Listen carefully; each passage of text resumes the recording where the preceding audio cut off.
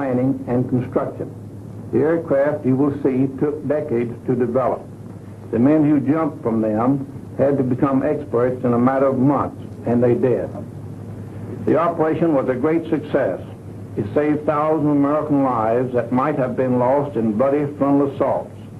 But as you will see, we had to pay the cost of those saved lives in broken gliders, parachute silk, aviation gas, and 1,000 other items of supply and equipment.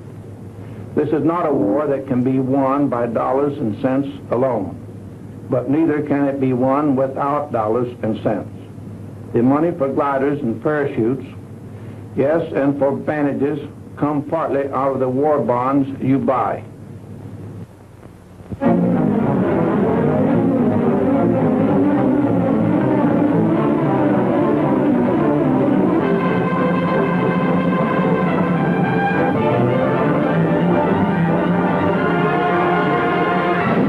Communique number 1, June 6th, Allied headquarters. Under command of General Eisenhower, Allied naval forces supported by strong air forces began landing Allied armies on the northern coast of France. The greatest news story in 1944. D-Day, H hour. That fateful moment for which the whole world held its breath. But in the night hours of D-Day -1, long before these first assault boats nosed onto the beach, American fighting men, troop carriers, paratroops, airborne infantry, and glidermen were already there. This picture is a small tribute to those men, living and dead, who went in before H hour on D-Day, 5 hours ahead of the main force, to start the destruction of Fortress Europe. Their story begins in a village in England. Not the kind of village that you saw or read about, but a strange, unsightly place, one that had sprung up almost overnight and was known to its citizens as Shantytown. Its buildings were fashioned entirely from heavy boxes and shipping crates used in transporting thousands of gliders from the United States. It was a growing community. Every time a glider moved out of its crate, there were impatient tenants waiting to move in and set up housekeeping. Or perhaps a business establishment. And everyone in town was there for one purpose, for the day when they would join forces with the British to make the big jump. The jump that would carry them not only across the English Channel, but across an almost solid wall of steel and iron and guns and ruthless, determined men, trained for generations in the art of death and destruction. But impregnable as these defenses appeared, we had a plan to surmount them. The wall of fortifications stretched along the entire coast of Europe. Part of the plan called for our air forces to carry an army of paratroops and airborne infantry over this wall. The chiefs of staff wanted them dropped deep in German-held territory to establish defense areas and block the movement of the enemy reserves. Then they decided. The invasion spearhead was to strike in Normandy. Immediately, troops began to be dispatched to special takeoff points all over England, where they would stand by until the final word was given. Heroes in the making rode the highways of England that day, busloads of them. As to how they felt riding into their first real battle, well, we'll let one of them tell you. It was just another ride at first, taking us somewheres for another training hop, maybe. After 18 months of training, you get so you don't expect anything else. At least that's the way we paratroops figured, and I guess the glider guys felt pretty much the same. But we found out different. They took us to a sealed airport where nobody was allowed in and none of us allowed out. This didn't bother the hot lick swingsters. We kept in shape with regular exercises and then maybe a game or two. We knew there was something cooking now, something big. And we spent any spare time we could find in reading letters from home or maybe writing one to the folks and that special girl. Invasion markings painted on every ship and glider brought the whole thing even closer to us. We'd soon be on our way. Money was passed out. The kind you can spend in France. They hadn't forgotten a thing we'd need. Neither had we. But when these were taken care of, Not many of us forgot that for our kind of guys, knives and guns aren't enough.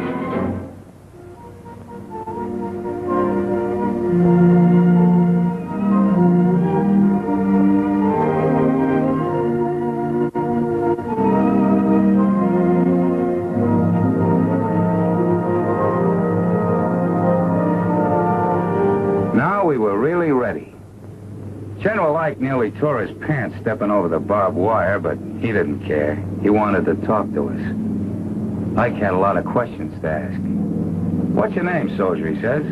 Where's your hometown? Who's the toughest man in the outfit? We told him we'd give him the answer to that last one when we got back. He inspected a few of the boys who really have to be tough. The Pathfinders. They go in ahead of all of us and plant signal markers so we can find a way. They live on a steady diet of danger. When Ike got through with us, we were all keyed up, raring to go. And then it was time.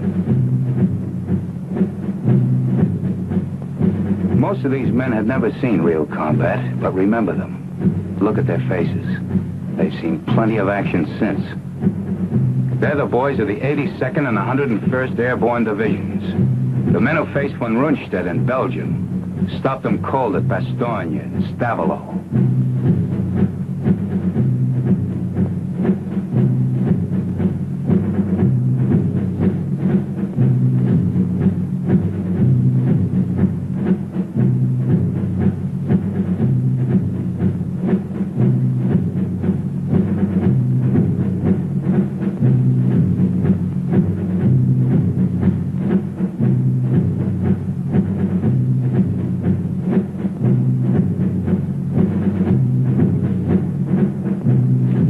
They'd given us brand new parachutes, and I remember one little guy saying he wasn't worried none about them opening because the company that made them was in his hometown, and his mother worked there in final inspection.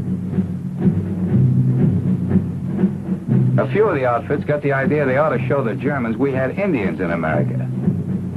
Here they are. Indians from the Loop, from Back Bay, and the Bronx. Climbing into the ship, some of us were loaded so heavy that we had to be shoved on board by the others or we'd have never made it.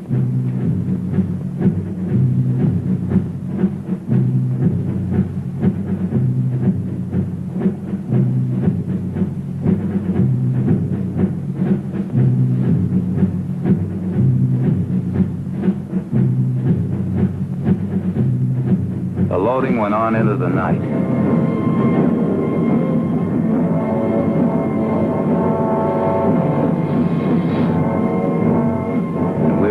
Places and ready long before takeoff time.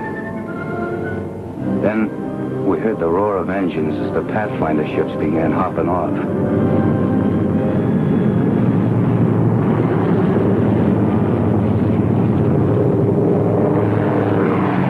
We knew we'd be following soon after. That takeoff was something I'll never forget. Sure, we'd all made a lot of training hops, but this was different. Like the first time you ride a bicycle, only with a whole lot farther to fall if anything goes wrong. Nothing did, though. Not with those troop carrier guys at the controls. Talk about making trains run on time. You could have really set your watch by the split-second way those guys took us off. They took those ships off the ground like it was just another practice run. For them, I guess it was. After all, they were going to have to fly it again and again, all night and the next day. Only under fire. And that's no fun when you figure that these C-47s haven't any armor, no guns, and have to fly low over the drop-in zones, straight as on a bombing run. After we hit the channel and started to cross, every light went out.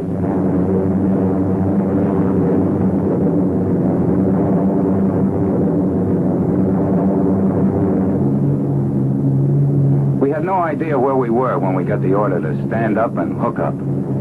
That came so quick we didn't have time to do much thinking before we were over the side and starting that 400-foot drop into France. Thousands of us.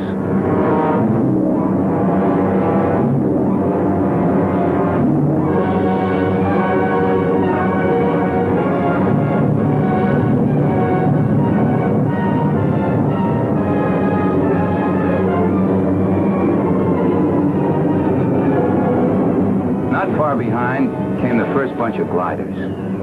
It seemed forever before they hit the ground. They were like clay pigeons for the German snipers.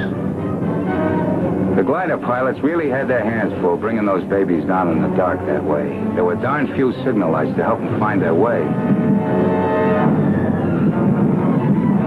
The Germans had caught a good many of our pathfinders and kept them pinned to the ground with crossfire almost from the minute they'd set down. They had to do their work lying flat on the ground.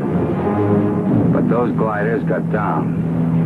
And the troops and guns inside them got into the fight. The pilots fighting right along with them. I guess we did plenty of damage that night. Yes, they did plenty of damage. Blocking road junctions, knocking out bridges, capturing fields for airstrips, and all the while, out in the channel behind them, Navy guns kept slamming away at the beaches, softening things up for the big push that would begin at dawn, clearing the way for the biggest invasion in history, the greatest movement of men and supplies.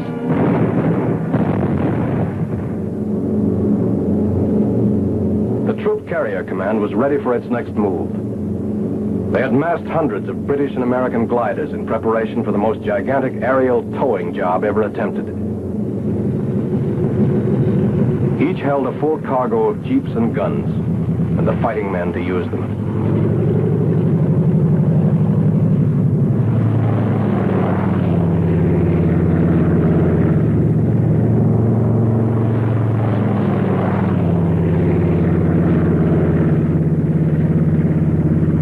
And success of those who were already in France depended on the flight of this vast armada.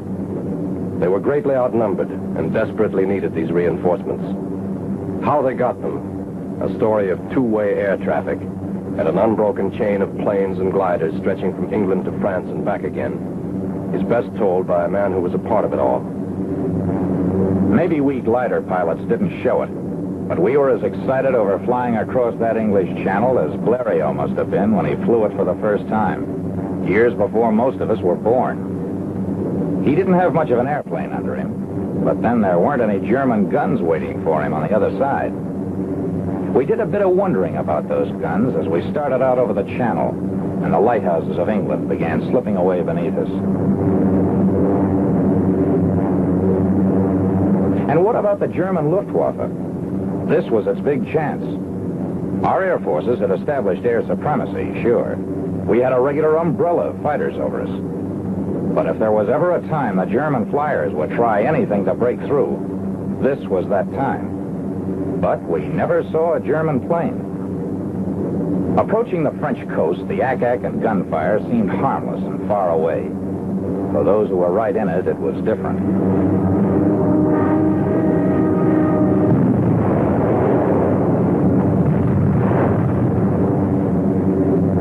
It gave us a feeling of pride to be a part of it all, looking down at those men on the beaches of Normandy. We felt a little guilty, too, sitting up over them, not even getting our feet wet.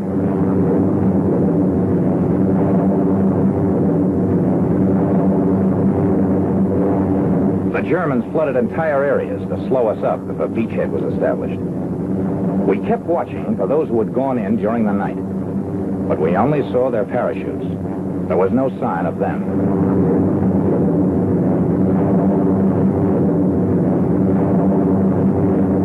The first glider, we find out pretty soon what had happened.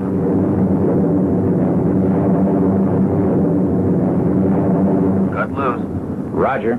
So long.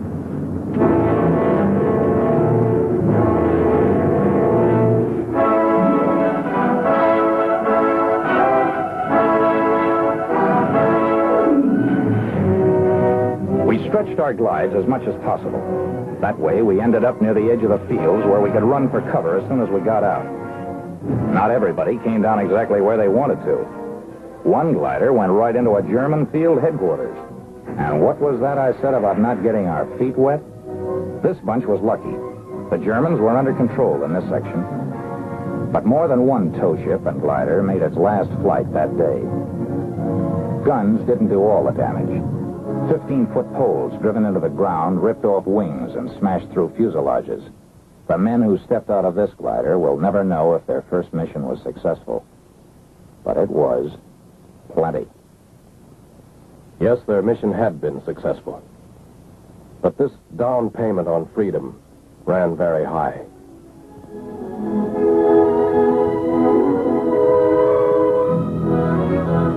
These broken wings served the highest purpose. They carried an army into Normandy. An army which spearheaded the Allied invasion, carried the fight for freedom right to the front door of those who had challenged it. A ring of steel and iron and guns and determined free men was closing in.